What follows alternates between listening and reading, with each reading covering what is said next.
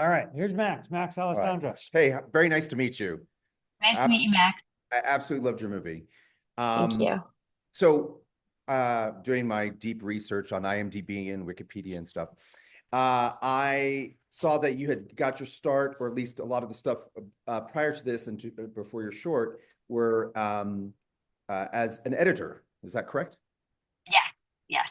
And then how did your background as an editor inform you as a writer and a director? Because I'm always very interested. I come from a writing background, and it's and editing is such an important process. I was just sort of curious how it informed you as an artist. I mean, that was my foundation in film. I didn't go to film school, and so I learned how to edit by working as a first as an intern, like getting coffee, and then slowly working my way up the ranks at a commercial house called Lost Planet. And they were really invested in teaching people like the apprentice model. So you really just learn from the ground up. And what was cool about working in commercials is that you got to learn how to tell a very succinct story in a very short amount of time. And it was a quick turnaround. So you were doing it over and over and over again. So I got to work with incredible editors who really like wanted to teach and wanted to instruct. So that's just how I learned about juxtaposition, the importance of music, the importance of sound, how to tell things without saying things. It's also how I make a living is through editing. And so I've been able to work in the industry and stay kind of sharp in that way. But I think it's like the foundation for both my writing and directing because editing for me, it like tickles the same part of my brain that writing does. Right. And then when you were writing, did you find that you were cutting in your head as you were writing, or did you give yourself the freedom to not necessarily think about the end result? I think I love editing and it's such a part of my brain that my brain just naturally thinks as an editor a bit. Both when I'm writing and when I'm directing, I'm just naturally doing that work. But I don't think I was necessary. I think I'm visual in that kind of way. So as I'm writing, I'm seeing the things visually and I'm seeing the transitions between scenes. Um, a bit, but I'm also just like the writer and I really just focused on writing and I didn't think of myself as a director or like, I think I separate all those roles. And so when I was directing, forgot about the writer self and just focused on directing and focused on being there. And then when I was in the editing room with my editor, I said, forget all those other versions of myself. And now I just have to work with the footage I have and not think about the writer self or the director self, but just see what was in front of me. That's awesome. As it's such an emotional and feels very personal as a dad who has gone through divorce, and so I've had to deal with the saying goodbye of your kid and stuff like that. I was just curious about was this were you pulling from anything personally in your own life? Because it's so honest and raw in so many parts. Yeah, I've been saying it's semi-autobiographical because it pulls a bit on my life with my father and my sister. But it is still like you fictionalize it and Right. the characters become their own. But it's interesting because my family has different reactions to it and they think of it, they see themselves in it in some ways, and that can sometimes be a little tricky. And so it's based on a lot of truths, but it made the characters sort of their own. And obviously, when you work with actors, like they make it their own even more and they get sculpted. That's awesome. A question for just, and then I'm going to hand it over. But I loved the framing of over the credits, but also at the very beginning and each year with the ofrenda. Was that something that was part of the script from the beginning, or was that something that you thought of later on? No, that was in the script, and they're actually based on like the Dutch Vanitas paintings, the still lives, those memento moris, Uh-huh. which are supposed to remind you of your own mortality. And they're, for me, also like memory pieces. And so those were important to me from the very beginning. They're in the script. I fought very hard to keep them in every part of the process. They're essential to the core of the film, in my opinion. Yeah. I'm glad you fought for them because I thought they were just a beautifully artistic touch. All right, I'm going to hand Thank it over. you. It's really Okay. nice meeting you. Thank you so much for your time. Very, oh, my pleasure. Thank you for watching.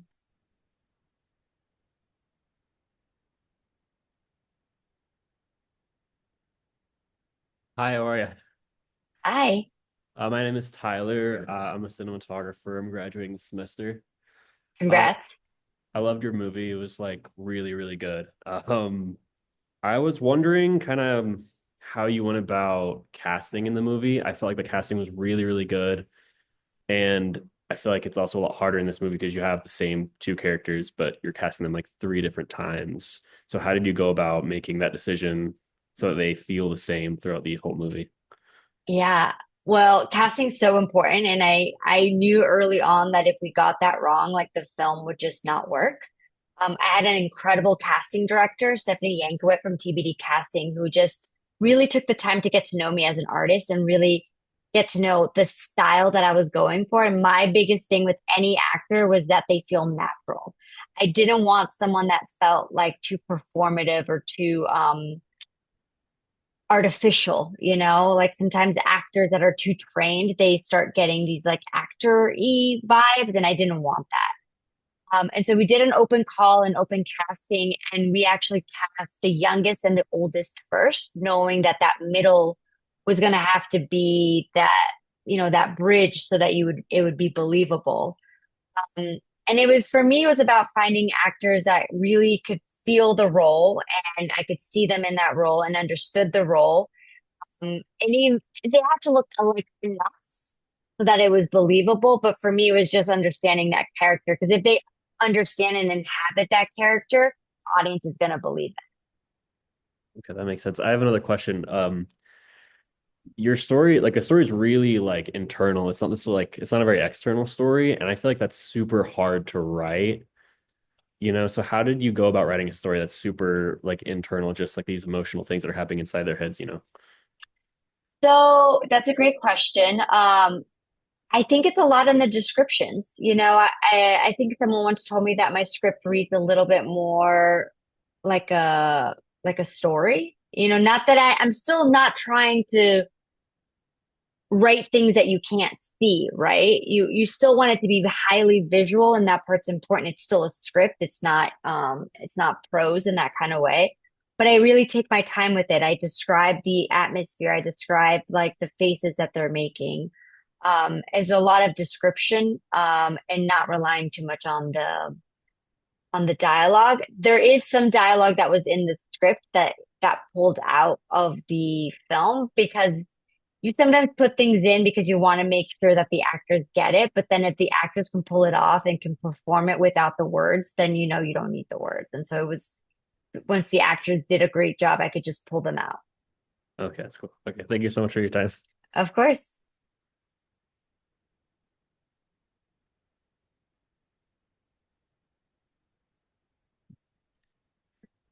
Hello, Hi. my name is Bryant. I'm in the producing track here. I really enjoyed your locations. I have lived in Las Cruces before, Okay. and I just had a question about how you sourced your locations and what that process was like. Yeah, I love Las Cruces. For me, it was so important to set it somewhere that felt very real and had so many different juxtapositions. But in terms of locations, we had a location manager. That kind of went, and I had before we shot in Las Cruces, I by myself went many, many times and really got to know the place and had a very specific idea of what I wanted. So it wasn't like I chose Las Cruces randomly and then they were showing me places. Like I had an idea in my head and it was just trying to find the right locations. So the location manager would just take us to places. It was me and my production designer at first, and one of my producers going and finding the locations. The house was the hardest one because you spend so much time there. But as soon as I saw that house, I knew it was the right house, and it was just kind of convincing everyone and seeing them in person. But I knew it was the right house from the very beginning. We had some issues with locations because there's some queer themes in the story, and once the locations found out about that, they didn't want to work with us anymore. So sometimes we would lose the location and then had to scramble to find another location, and that happened to us several times, which was really difficult because you then fall in love with the location, do all of your shot list for that location, and then it falls through, and you have like a day to kind of scramble. So that became really difficult. Thank you for sharing. Appreciate it. Of course.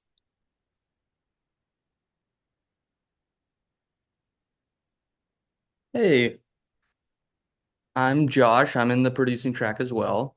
And I wanted to ask, was there anything you learned as a director that helped you to ensure that the actors were comfortable being vulnerable? I know that that's really important for actors to have a safe place to be vulnerable to give their best performance. So, Yes. Well, we had an intimacy coordinator. And we had an intimacy coordinator not just for the sex scenes, but for anything that felt sensitive. So we also had it. There was a scene that is not in the film at the end in which the youngest girl who's 5 years old watches her dad get sick and have a heart attack that ended up getting cut out from the film. And so we had an intimacy coordinator for that because you're dealing with someone who's very young. For the scene in which middle Eva sits down on an older man's lap, we had an intimacy coordinator for that because that could be really difficult. So anything that felt like it could be sticky and that the actors needed consent and to talk about a scene, we had an intimacy coordinator. Um, and then for big emotional scenes, like with the girls when they're hearing their dad yell in that first summer, um, I just took a lot of time with them one on one to talk about the scene, to get them there, to make sure that I was being vulnerable too. So it was like a two-way street so that they could talk to me and I could talk to them. And it was just kind of creating like a space for us to have honest communication. And then after an intense scene, it's also then spending time with them and making sure they're okay and going back to kind of reality. So it's a lot about like emotional care, and listening to your actors. Every actor works differently. Like some people don't need that kind of care, some people do. So it's also just taking the time to get to know them and figuring out what is a way to build a set where they can feel the most comfortable and to be vulnerable because you want that. yeah, sweet. I appreciate it. Thank you. Of course.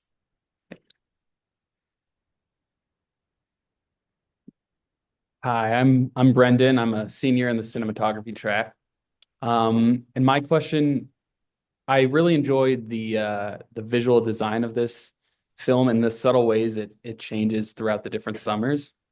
Um, how was that process like, coming up with that process and then working with your DP to execute that? Yeah, I mean, it was a combination of my DP and my production designer, and those two departments really have to collaborate together to do the look. So obviously the DP is in charge for how it looks, but you without good production design, it's not there. It's a marriage there. And it's just making sure you're on the same page. So creating communication. So with Alejandro, it was just him and I talking about film references and what we wanted. And for me, it was very important that each summer had its own look and feel and camera work. We talked a lot about what does it mean for the characters, like in the third summer where Eva goes there by herself, like what does it feel like to be claustrophobic, for the camera not to move, to be closed in, to feel stuck?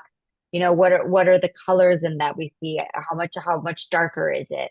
So each summer kind of had its own little story arc in terms of movement and colors, and even the lenses we were using and how much headroom. Like everything is kind of thought out, but it just involves a lot of communication with all of your department heads, but particularly your production designer and your DP. Yeah, is that something you thought of like as you were writing and knew you had to execute that, or is that something that came up with your discussions with them? I think a little bit of both. I came in with a very strong idea of what I wanted. And then you hire people that are smarter and better than you to kind of enhance your idea, right? So I came with them. I was like, this is what I'm thinking. These are the ideas. This is what I want to elicit. And for me, what was the most important is to understand the script on a very fundamental level and to understand what each scene meant. And so then when they were throwing things at me or being like, oh, what if we did this way? I knew how to be like, yes, that's a better idea. Let's do that. Or, oh, that's not quite right with where actually want to be because this is what this scene means. This scene, it's written like you think it's about Eva, but it's actually about Violetta and Violetta looking at the scene. So Mhm. knowing where those point of views were also important. But you want to hire people that have better ideas and can bring them in. So it's a little bit of a combination of both things. Cool. Thank you. Mhm. Hey, Ale. I'm Hi. Marco. We've met last year.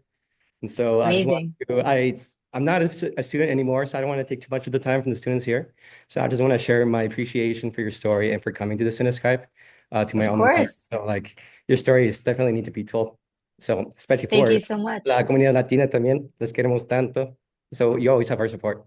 Thank So you so much. I appreciate it. sorry, It's just a nice little seeing you shy at the again. moment, but it's great seeing you Yeah. again. Yeah, great seeing you again. Marco is a graduate who introduced us, so we can thank him for all of this.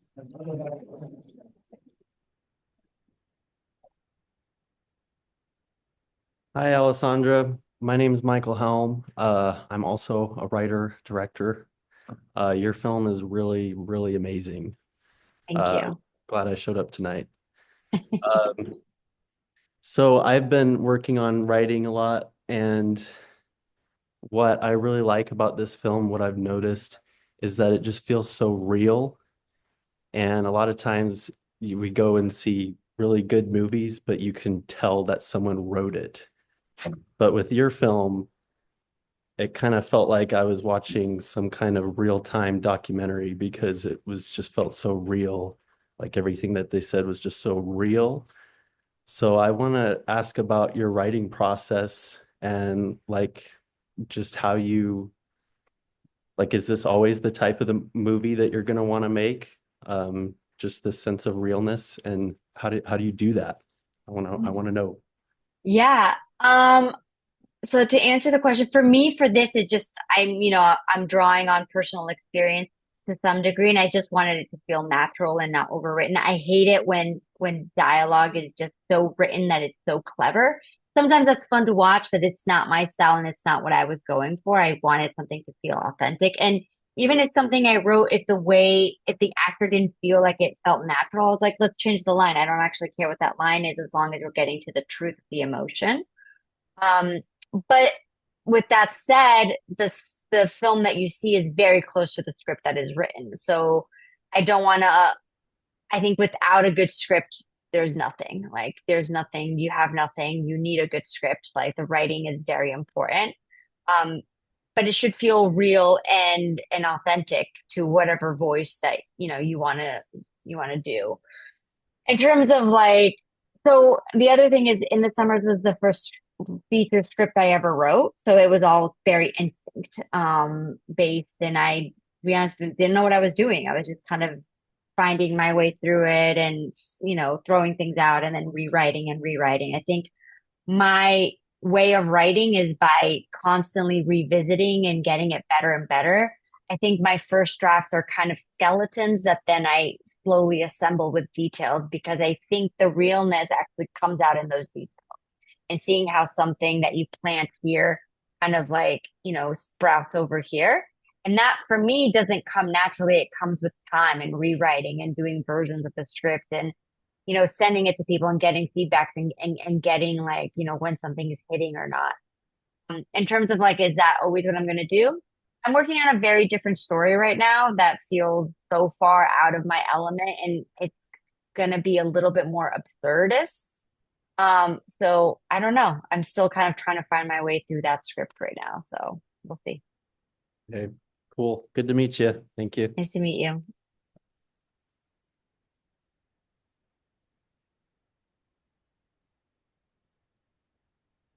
Hi there. My name's Carson Virgin. I'm a directing track. I'm in the directing track. I really liked your film. That was really good. I especially love the color, but I feel like and the cinematography, but I feel like we've already asked a question about that, so I'll find something else. So as a director, or I wanted to ask about relationships with actors on set, and mainly what do you do, and what are some tips and suggestions that you would give to other up and coming directors about creating a relationship with your actors and working towards just building a relationship so you guys can get the most out of performances and just get the most emotion out of the story. So yeah. Yeah, that's a great question. I mean, it's such a big part of what you do is working with the actors and making them feel comfortable. Mhm. I think first of all, it's mutual respect. Don't cast someone you don't respect because you're not going to work well with them. You have to really believe that whoever you're casting is the perfect person for that role. and that they have it within them to do the perfect performance. My father was a teacher, and since I was young, he always told me that if a student didn't understand something, it was your fault as a teacher because every student is capable of learning and you just have to figure out how to reach them. And that's sort of a philosophy that I took with me with actors because everyone works differently. And so for me, it wasn't like, oh, this is how I direct. I was like, no, my job is to like figure out how the actors need to be directed and then mold myself to that. So someone might be super intellectual and need to know like where the emotions coming from and all these things that are very heady. Other people are more emotional and just need to be like kind of led through a feeling or need to be hear a lot of words of encouragement or need to do a lot of takes. Every actor just works differently. So my job was kind of figuring out how to create a safe and honest relationship, but also just being like, okay, what works? And sometimes that took a while. So, with some actor, like I would try something and I was like, it's not working, it's not working. So it's like, try a different way, try a different way. Until finally I'm like, it clicks, it clicks, that worked. Okay, now I know this is what you need. So like, I will work harder to give you that in each take, and then we can, kind of go from there. Yeah, well, thank you. Of course.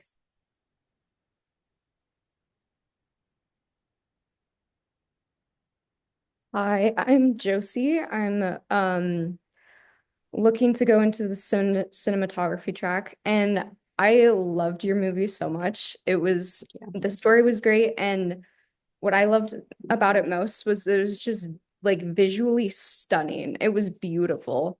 And I was paying a lot of attention to the set design.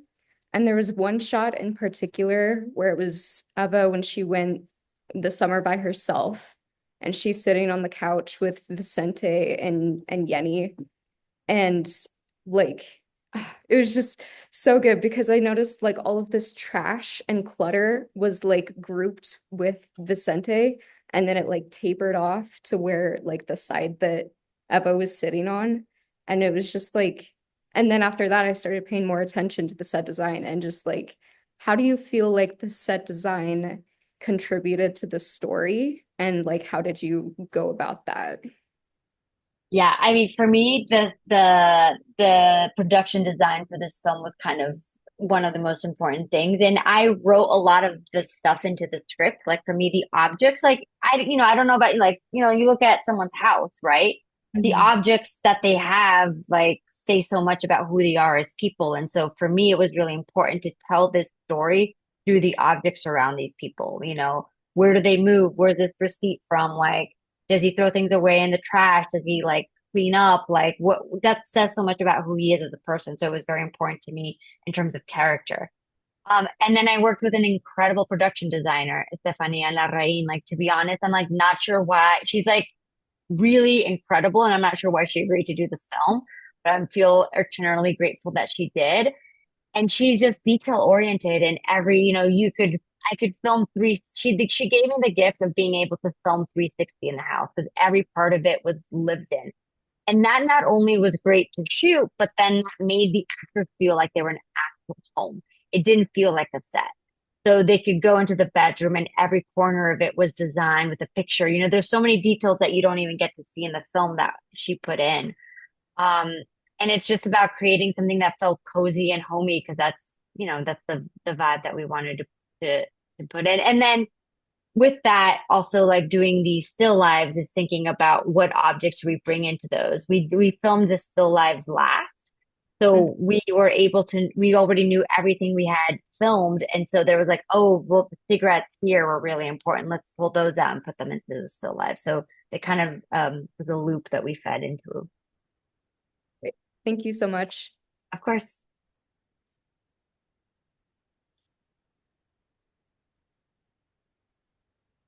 Hi, my name's Gabriel. I'm in the directing track, and I was curious, I know the movie is called In the Summers, but was there ever a version of the script where we got to see, got to see the mother? And if so, or if not, what was your thought process about not including her in the script?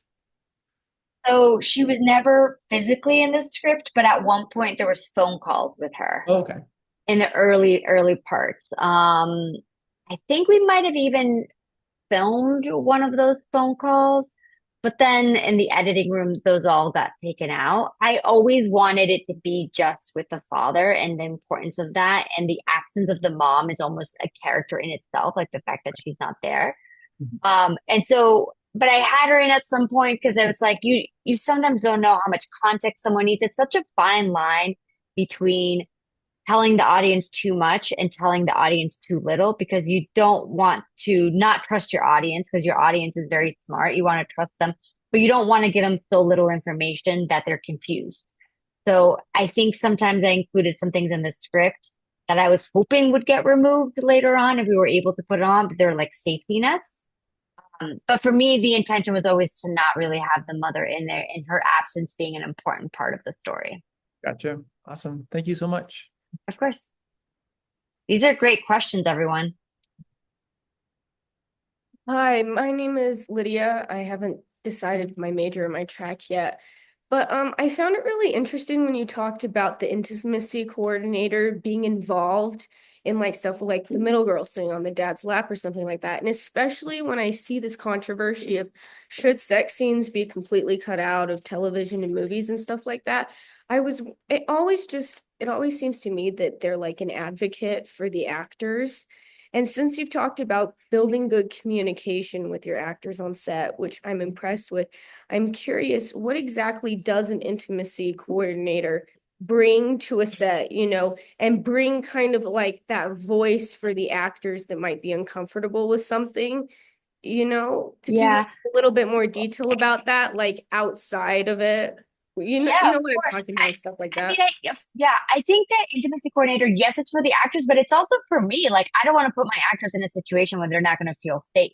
And I think having someone to help navigate those circumstances and make sure that I'm not, for me, I feel like intimacy coordinators are also important for directors. It's something that we all benefit from. And in terms of what they do, it ran the gamut. For example, they bring for the sex scenes, they can bring pads so that your private parts are not actually touching, but you don't see them. They bring anything to make the actors comfortable, like for even something like breath mints or water. They just do that, but then they also take time to talk to them. They're like, and they do that separately away from me, being like, okay, so this is what the scene has. What are you comfortable with? What are you not comfortable with? Do you want to rehearse? Do you not want to rehearse? And it's very choreographed, right? So like you see a sex scene and the actors are really like, okay, I'm going to put my hand here. Like it's very technical. Hopefully you don't feel that, but it's very technical to make sure that it's coordinated in a way that everyone feels safe and okay. Like, are you okay with the shirt? Not okay. Some of those conversations happen before casting. So, nudity was not something that felt important in this script at all. Like that wasn't part of it. And actually, for me, the character of Violetta, like the fact that Violetta never takes off their shirt is really important because it's like a safety net. It's part of the character. But that was something that we talked about with the actors beforehand, like whether there was going to be nudity before the casting. So with the contracts in hand, the intimacy coordinator comes in and sort of like lays out the rules and then communicates to me what the actor said. But it's an open communication, but she's kind of like the buffer so that maybe they didn't want to do something that she can kind of communicate that to me and it doesn't put them in an uncomfortable position. Does that make sense? Yeah, so then just kind of going off of that, when the middle child has to sit on that man's lap, is it kind of the same thing? She's there to explain to the kid, hey, this is what's going on. Do you not feel comfortable? Because it's just like the idea of just having somebody there that the actor can go to and building that trust is really important. So I kind of just wanted to hear. And it was but for both of them because the guy, the older guy was also like, I feel comfortable with a kid on my lap. Like so it was like she sat on like a foam thing, so she wasn't actually physically on his lap.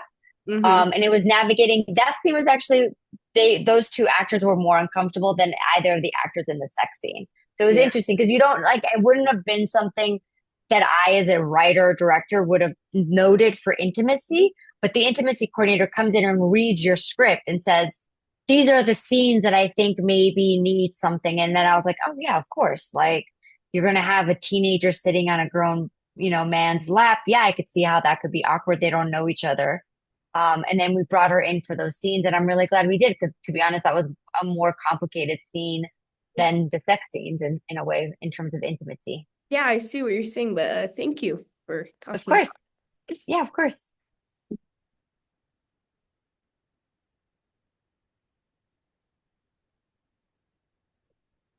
Hello, my name is Tyler, and my question was, how did you balance the dad's flaws and strengths to ensure that the audience was always wanting to like cheer him on to become a better man?